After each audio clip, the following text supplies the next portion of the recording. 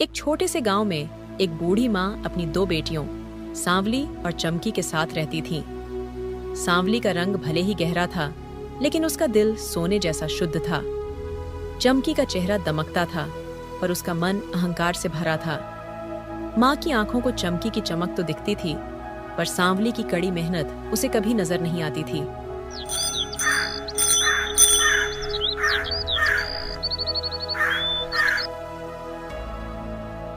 अरे सांवली, अभी तक सो रही है?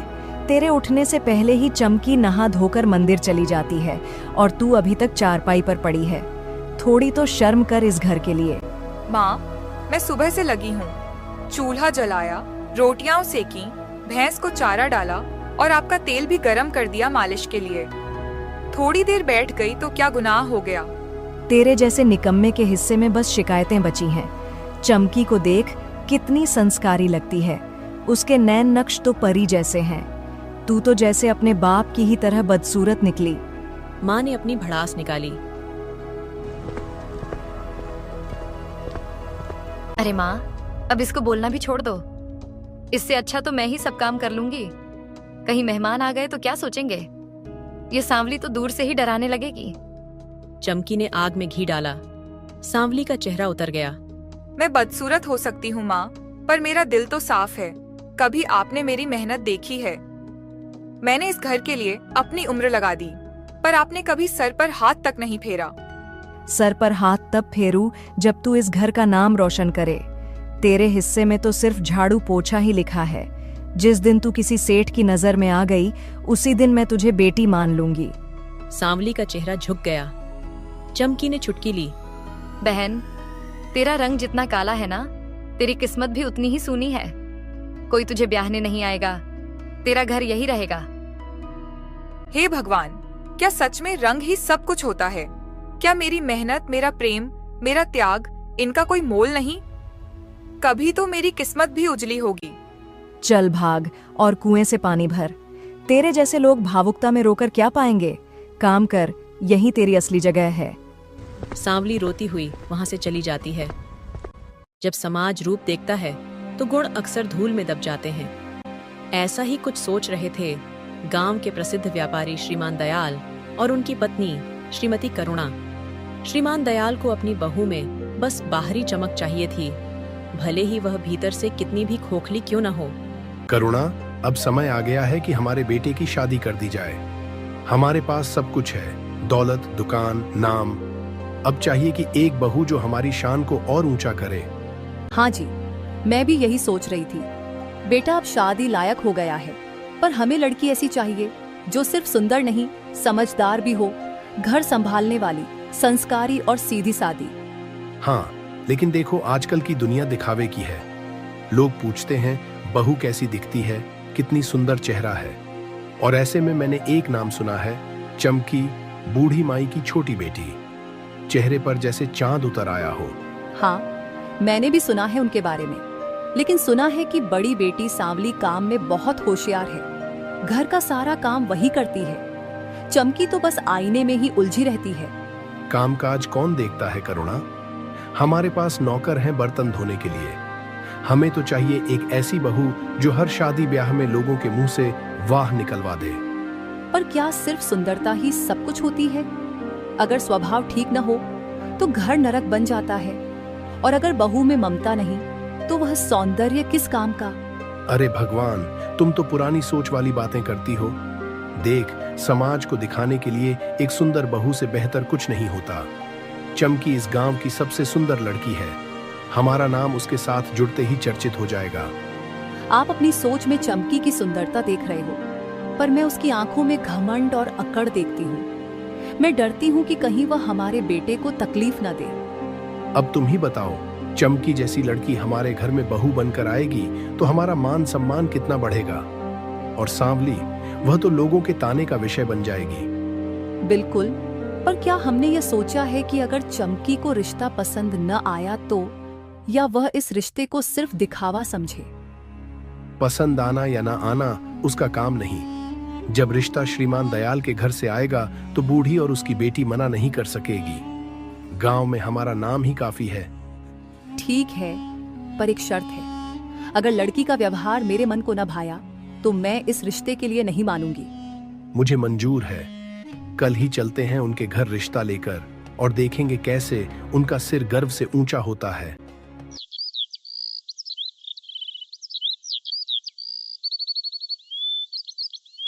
जिस दरवाजे पर कभी उम्मीद ने दस्तक नहीं दी थी, आज वही रिश्ते का पैगाम आया।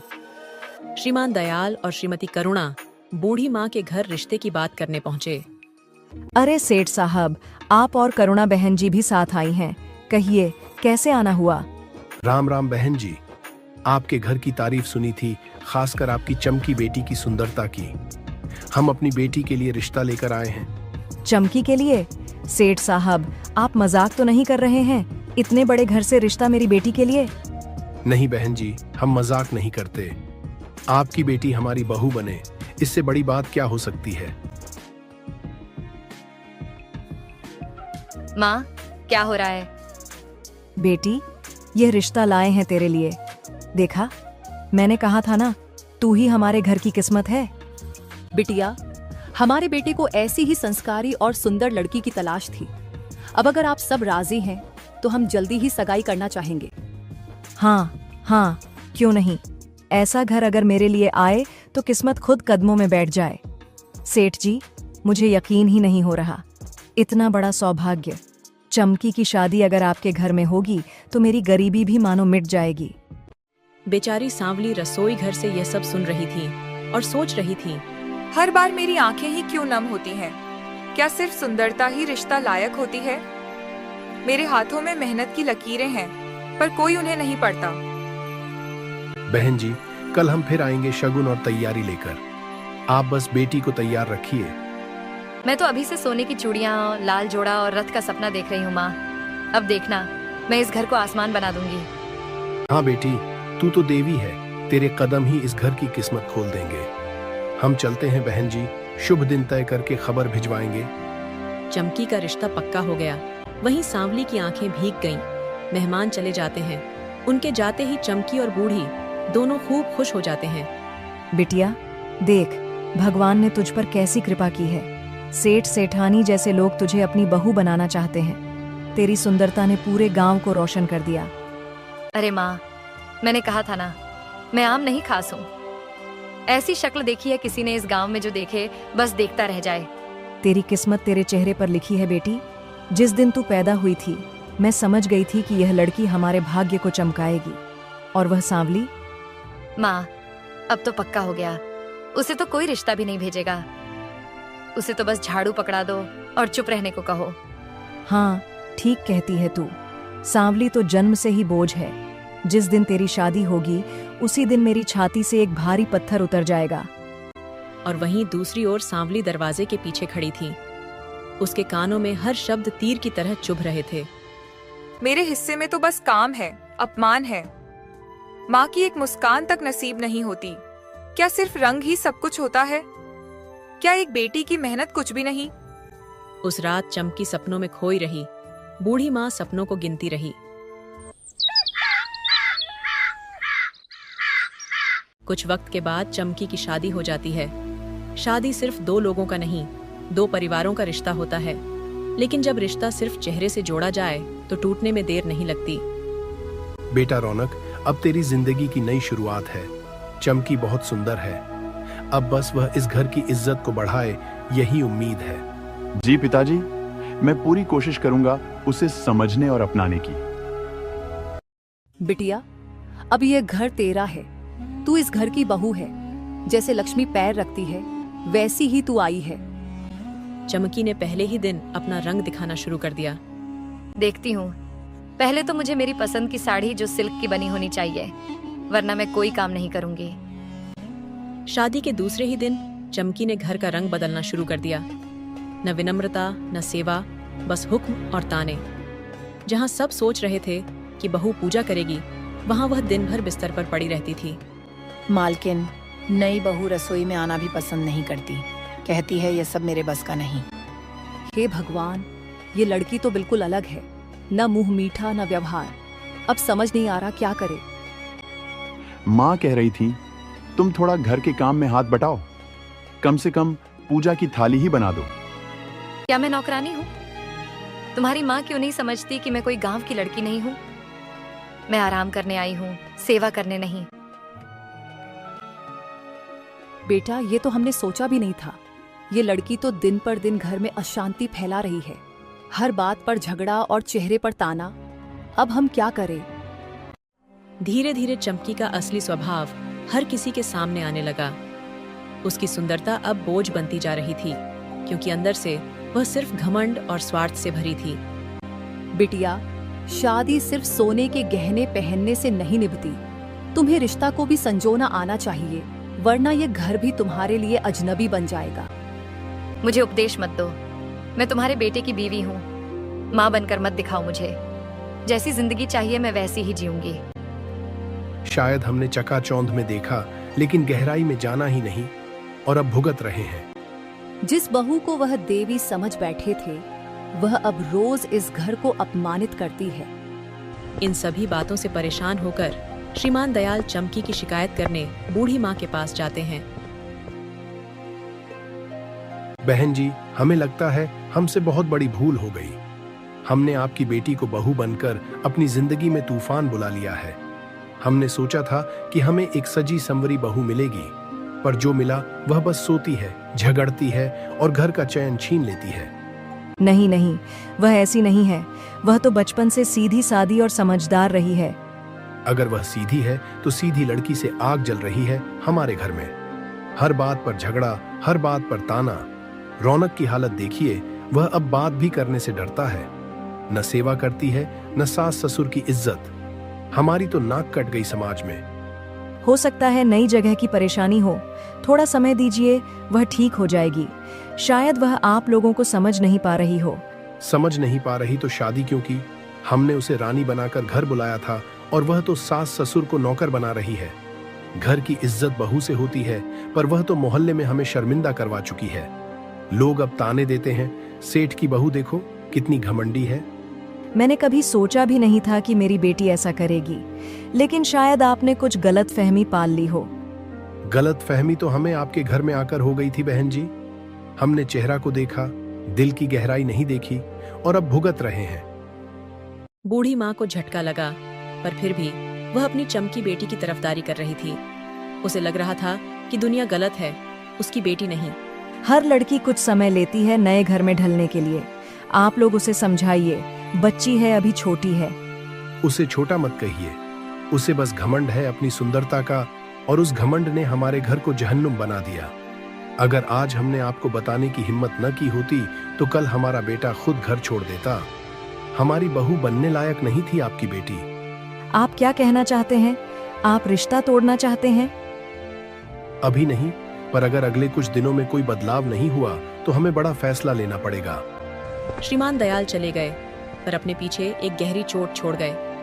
चमकी की शिकायतें सुन सुनकर वह टूट चुकी थी, लेकिन जिसने उसे संभाला उस सांवली पर ही गुस्सा निकाल बैठी। यह क्या हो गया मेरी चमकी के साथ? सेठ शिकायतें लेकर आ गए। लोग क्या कहेंगे? मेरी बेटी ने घर बर्बाद कर दिया। नहीं नहीं, ऐसा नहीं हो सकता। माँ, मैंने तो बहुत बार समझाया था चमकी बहन को थोड़ा व्यवहार सुधारना चाहिए, लेकिन आपने ही कहा था तू बड़ी होकर भी जलती है उससे। हाँ, और अब तू भी कहेगी कि चमकी की सारी गलती है। सच बता, तूने कुछ किया है? कहीं तूने ही तो सेठ सेठानी को भड़काया नहीं? माँ, आप मुझ पर इल्जाम लगा रही हैं। मैं तो हमेशा आपकी बात मानी, आपकी हर ताने चुपचाप सहन किया, और अब आप मुझ पर शक कर रही हैं। शक नहीं कर रही, मुझे पूरा यकीन है तू ही चाहती थी कि चमकी की शादी टूटे, ताकि सबको लगे कि तू ज्यादा समझदार है। तेरे मन में जहर है। माँ, अगर मेरी मेहनत, मेरी सेवा आपको जहर लगती है, तो आज मैं वह जहर आपके घर से ले जाती हूँ। मैं अब नहीं रुक सकती। जा और लौट कर मत आना, हमारे घर का भार हल्का हो जाएगा। और सांवली चल दी। न पैर रुके, न आंसू बहे, क्योंकि अब वह टूटी नहीं थी, अब वह मजबूत हो चुकी थी। कहाँ जाऊं अब? जिस घर को जीवन माना, वह घर ही पराया हो गया। जिस माँ के लिए खुद को मिटाया, उसने मुझे ही मिटा दिया। क्या मेरी गलती सिर्फ इतनी थी कि मैं सांवली हूँ? जब इंसान सबसे ज्यादा अकेला होता है, तब भगवान किसी को भेजता है, कभी किसी दोस्त के रूप में, कभी एक अजनबी के रूप में। मनोहर, जरा देखो, वह कौन लड़की है जो अकेले बैठी है इस दोपहर में? किसी का यूं बैठे रहना कुछ ठीक नहीं लगता। एक भले आदमी विक्रम ने अपने सेवक से कहा। हाँ मालिक, वह लड़की तो जैसे रो रही है। कपड़े भी बहुत साधारण हैं, पर चेहरा शांत है, लगता है किसी अच्छे घर की है। श्रीमान विक्रम खुद गए। मैं क्षमा चाहता हूँ, मैं आपको परेशान नहीं करना चाहता, लेकिन आप यहाँ क्यों अकेली बैठी हैं? आप कौन? मैं ठीक हूँ, बस थोड़ी देर बैठने आई थी। आपका चेहरा कह रहा है कि आप ठीक नहीं हैं। आंखें सब कह देती हैं। अगर आप मुझे कुछ साझा करना चाहें तो शायद थोड़ा हल्का महसूस करें। आप जैसे लोगों के पास समय कहाँ होता है गरीब की कहानी सुनाने का। मेरे पास ना घर है ना सम्मान। मैं उस बेटी की कहानी हूँ जिसे सबने ठुकरा दिया। बेटियां ठुकराई नहीं जाती, समझी जाती है। आपका दुख किसी बोझ से नहीं, दूसरी की अंधी सोच से है। मैं रघुवीर सिंह का बेटा विक्रम हूं और उससे ज्यादा मैं इंसान हूं, और हर इंसान की कहानी सुनने का अधिकार मुझे है। सांवली ने कभी सोचा भी नहीं था कि कोई उसकी आंखों में आंसू देखकर रुक जाएगा। मुझे अपने जीवन में कोई नहीं मिला जो मेरे दिल की बात सुने। आज आप जो कह रहे हो वह मेरे लिए एक दवा की तरह है, पर मैं आपके सामने हाथ जोड़कर कहती हूँ, मुझे अपने रास्ते पर अकेला छोड़ दीजिए। आपका आत्मसम्मान देखकर मैं आपको और अधिक सम्मान देता हूं, लेकिन अकेलापन और आत्मसम्मान एक ही बात नहीं होते। आपको खाना चाहिए, पानी चाहिए, थोड़ा विश्राम भी। मेरे घर में माता पिता भी हैं। अगर आप चाहें तो कुछ दिन रुक सकती हैं। कोई जोर नहीं, सिर्फ प्रस्ताव है। मैं किसी पर बोझ नहीं बनना चाहती, पर सच कहूँ आज पहली बार दिल ने कहा कोई है जो सुन रहा है। तो आइए मेरे घर। आपके लिए द्वार खुले हैं सम्मान और आदर के साथ। आप जैसी आत्मा को घर देना मेरे लिए पुण्य होगा। सांवली चल पड़ी, पर इस बार अकेले नहीं। उसके साथ एक उम्मीद थी जो उसे पहली बार इंसान की तरह देख रही थी। सांवली श्रीमान विक्रम के घर पहुंचती है। सांवली ने न सिर्फ नए घर की रसोई संभाली, बल्कि वहां के दिल भी जीतने शुरू कर दिए। आज मैं पहली बार किसी अजनबी के लिए कुछ बना रही हूँ, पर मन ऐसा है जैसे इन्हीं के लिए बनाते हुए जन्म बीता हो। भगवान बस खाना ठीक बन जाए, क्योंकि तारीफ की मुझे आदत नहीं, पर आज उम्मीद जरूर है। वाह, ये कैसी खुशबू है माँ। मैंने ऐसा स्वादिष्ट गंध अपने जीवन में नहीं लिया। लगता है आज का खाना दिल से बना है। बिल्कुल बेटा, आज हमारे घर में पहली बार कोई ऐसी लड़की आई है जिसने बिना कहे रसोई संभाल ली। सांवली बेटा, चलो तुम भी बैठो। नहीं माँ जी, आप लोग खाइए। मुझे खाना खिलाकर जो संतोष मिलेगा वह किसी स्वाद से ऊपर है। अरे वाह, ये स्वाद तो जैसे रसोई से नहीं, किसी साध्वी की तपस्या से आया है। सांवली, तुमने जो खाना बनाया वह न सिर्फ स्वादिष्ट है, बल्कि आत्मा को छूता है। आपने मेरी तारीफ की। यकीन मानिए, आज तक मेरी माँ ने भी यह शब्द नहीं कहे। मैंने तो हमेशा वही सुना, सांवली है तो काम करना ही तेरा धर्म है। बेटा, रंग भगवान की कला है, लेकिन गुण तुम्हारी साधना है। मैं तुम्हें बेटी नहीं, इस घर की लक्ष्मी मानती हूँ। सांवली, क्या तुम जानती हो, तुम जैसी स्त्री अगर किसी घर में हो तो वहाँ पूजा अपने आप होती है। तुम्हारा चुप रहकर काम करना मेरे लिए सबसे बड़ी पूजा है। और उस रात घर में एक खुशबू फैली, रोटियों से नहीं, नई संवेदनाओं से। सांवली अब सिर्फ एक अतिथि नहीं थी, अब वह उस घर की इज्जत बन चुकी थी। कभी कभी भगवान कुछ लोगों को तोड़ता है ताकि उन्हें फिर से एक मजबूत रूप में बना सके। कुछ वक्त बीतता है, विक्रम को सांवली से प्यार हो जाता है। सांवली, तुम कुछ ही दिनों में मेरे घर की हिस्सा बन गई हो। न किसी शर्त से, न किसी प्रयास से, बस अपने स्वभाव से। आज मैं एक बात दिल से कहना चाहता हूँ। जी बाबू, आप कहिए। आप जैसे सम्मानित व्यक्ति का आदेश मेरे लिए सर आंखों पर है। यह आदेश नहीं, एक निवेदन है। मैं चाहता हूँ, क्या तुम मेरे जीवन की संगिनी बनोगी? मुझसे? मैं एक साधारण सांवली त्यागी लड़की और आप एक जमींदार के बेटे। आपको मजाक करना शोभा नहीं देता। तुम्हें क्या लगता है, जो आदमी तुम्हारे स्वभाव से इतना प्रभावित हो, जो तुम्हारी मेहनत में सौंदर्य देखा है, वह मजाक करेगा?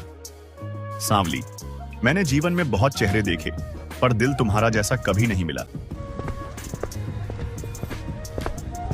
बेटी, अगर तू हमारी बहू बनेगी तो इस घर का भाग्य बदलेगा।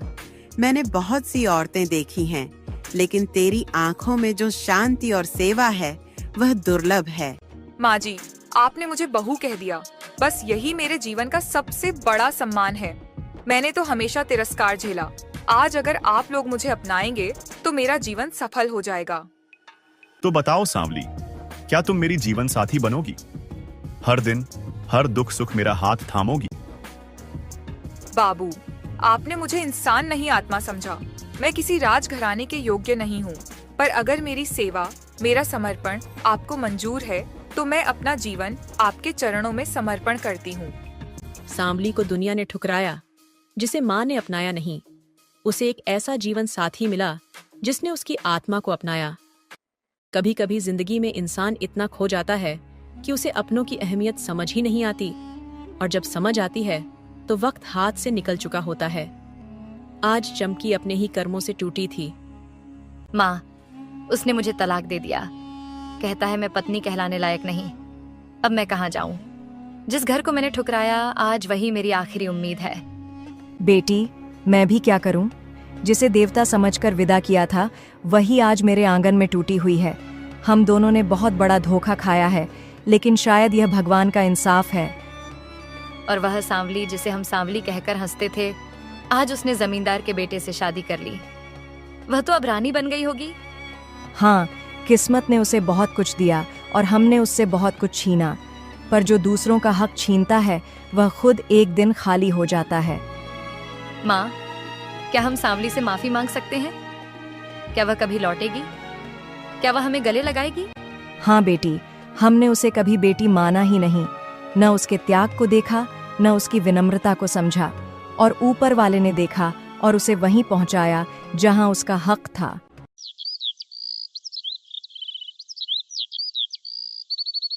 कहानी वही खत्म नहीं होती जहां आंसू बहते हैं।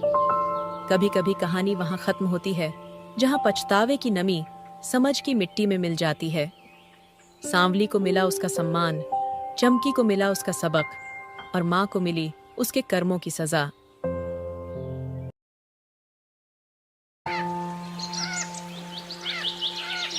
लखनपुर नामक छोटे से गांव में एक छोटा सा परिवार रहता था। उस परिवार में सुखीलाल, उसकी पत्नी शांति और उसका पोता बंसी रहता था। बंसी के माता पिता का देहांत बहुत पहले ही हो चुका था, इसीलिए बंसी को उसके दादा दादी ने पोषकर बड़ा किया था। अब सुखीलाल की उम्र ज्यादा हो चुकी थी, मगर सुखीलाल अब भी काम करने में सक्षम था। वह बहुत ही मेहनती था। सुखीलाल के पास एक छोटा सा खेत था जिसमें वह दिन रात बहुत मेहनत करता था, और इधर सुखीलाल की पत्नी घर का सारा काम संभालती थी। और इधर सुखीलाल के पोते बंसी की कहानी बिल्कुल अलग थी। उसका किसी काम में मन नहीं लगता था। बंसी हमेशा भगवान का नाम जाप करने में समय बिताता था। वह हर समय सिर्फ भगवान का नाम जाप करता रहता था। हरे कृष्ण हरे कृष्ण हरे कृष्ण हरे कृष्ण हरे कृष्ण हरे कृष्ण हरे कृष्ण हरे कृष्ण हरे कृष्ण हरे कृष्ण हरे। वह भगवान की भक्ति में इतना रंग गया था कि वह और कोई भी काम नहीं करता था। वह दिन रात बस भगवान का नाम जपता रहता था। बंसी के इस व्यवहार से उसके दादाजी बहुत परेशान रहते थे। जब सुखीलाल अपने खेतों पर काम करने जा रहे थे, तभी उन्हें बगल के गांव का एक गांव वाला मिलता है। राम राम सुखीलाल काका। राम राम रघु बेटा, राम राम। अरे सुखीलाल काका बहुत ही दुबले पतले दिखाई दे रहे हैं। क्या बात है काका, तबीयत तो ठीक है ना आपकी? हाँ रघु बेटा, पिछले कुछ दिनों से मेरी तबीयत ठीक नहीं लग रही, पर क्या करूँ रघु बेटा, खेत नहीं जाऊंगा, काम नहीं करूंगा तो घर कैसे चलेगा? लेकिन काका, आपकी तबीयत खराब है तो आप खेतों पर काम करने क्यों जा रहे हैं? क्यों, क्या हुआ काका? बंसी तो बहुत बड़ा हो गया है ना, क्या वह आपके कामों में हाथ नहीं बटाता? काका, आप अपनी जगह उसे क्यों नहीं भेजते खेतों पर काम करने के लिए? अब आपकी उम्र ज्यादा हो चुकी है। अब आपकी उम्र नहीं रही खेतों पर काम करने की। आप अपनी जगह खेतों पर उसे ही क्यों नहीं भेज देते हो? अब आपकी उम्र आराम करने की है, काम करने की नहीं। अरे रघु, तुम्हें कुछ पता नहीं है? बंसी एक नंबर का निकम्मा है। उसे किसी काम में कोई दिलचस्पी नहीं है। वह कोई काम भी नहीं करना चाहता है। मैंने बहुत कोशिश की कि वह कोई ना कोई अच्छा काम पकड़ ले। उसे मैंने शहर में अच्छी नौकरी लगवा दी थी, पर वह शहर से भी भाग आया। एक बार मैंने गांव के एक लड़के से बात करके गांव के ही मुखिया जी के घर में बहुत अच्छी तनख्वाह पर काम लगवाया था, पर उसने वह नौकरी भी छोड़ दी। मैं तो उसे समझा समझा कर थक गया हूँ। पता नहीं इस लड़के का क्या होगा। अरे काका, आपका पोता ऐसे नहीं सुधरने वाला। आप एक काम कीजिए, उसकी शादी करवा दीजिए। जब उसकी पत्नी घर में आ जाएगी तब उसके सर पर एक जिम्मेदारी आ जाएगी और वह अपने आप सुधर जाएगा। और आप खेतों का काम छोड़कर काकी को लेकर तीर्थ यात्रा पर चले जाइए। फिर देखिएगा वह कैसे काम पर जाता है। मजबूरी में उसे काम तो करना ही पड़ेगा। हाँ रघु, बात तो तुम एकदम सही कह रहे हो। काका, मैं ठीक नहीं एकदम सही कह रहा हूँ। आपको यही करना पड़ेगा। हाँ भाई, मेरे दिमाग में ये बात कैसे नहीं आई। मैं जल्दी से जल्दी उसकी शादी करवा दूंगा। अगर तुम्हारे नजर में कोई लड़की है तो तुम मुझे बताओ। मैं जल्दी से जल्दी उसकी शादी करवा देता हूँ। हाँ, एक लड़की तो है, मेरी नज़र में सुंदर है और कामकाज में भी बहुत होशियार है। आपके घर का सारा काम संभाल लेगी। वह बचपन से ही बहुत गुणी है। उससे आप कोई भी काम करवा सकते हैं। वह कभी मना नहीं करेगी और वह लड़की आपके पोते बंसी को भी सुधार देगी। अरे रघु बेटा, ये तो बहुत अच्छी बात है। मैं अभी घर जाकर शांति से इस बारे में बात करता हूँ।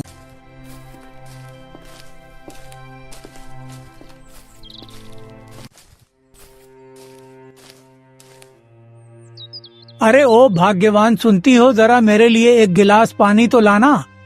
अभी आ रही हूँ।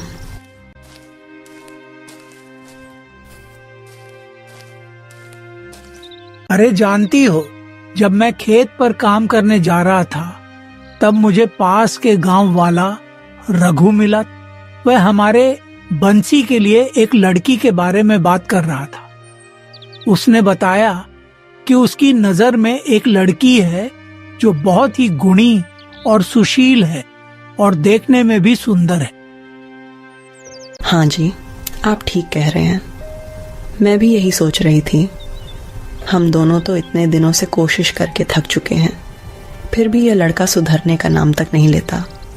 शायद बंसी शादी के बाद सुधर जाए। मैं भी यही सोच रहा हूँ कि ये अब नहीं सुधरेगा तो आखिर कब सुधरेगा? कमाएगा नहीं तो खाएगा क्या? और अपनी पत्नी को क्या खिलाएगा? और आने वाले समय में उनके बच्चे हो गए तो वह क्या खाएंगे? मजबूरी में उसे काम तो करना ही पड़ेगा। बंसी के दादा दादी उसकी शादी एक सुंदर और सुशील लड़की से करवा देते हैं। घर में बहू आ जाती है।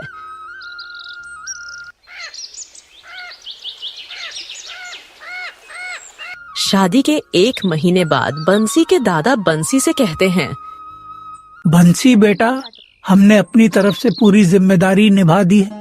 अब हमारी जिम्मेदारी खत्म हो गई है और अब यह घर तुम्हें ही संभालना है। हम दोनों की अब उम्र बहुत ज्यादा हो चुकी है, तो अब हम सोच रहे हैं कि तीर्थ यात्रा पर चले जाएं और आखिरी दिनों में भगवान के दर्शन कर लें। इसलिए हम दोनों अब तीर्थ यात्रा पर जा रहे हैं। पता नहीं तीर्थ यात्रा करने में कितने दिन लग जाए। इसलिए बंसी बेटा, तुम अपनी जिम्मेदारी अच्छी तरह से निभाना। मैं यह सब तुम्हारे भरोसे छोड़कर जा रहा हूँ। मैं उम्मीद करता हूँ कि तुम हमें निराश नहीं करोगे।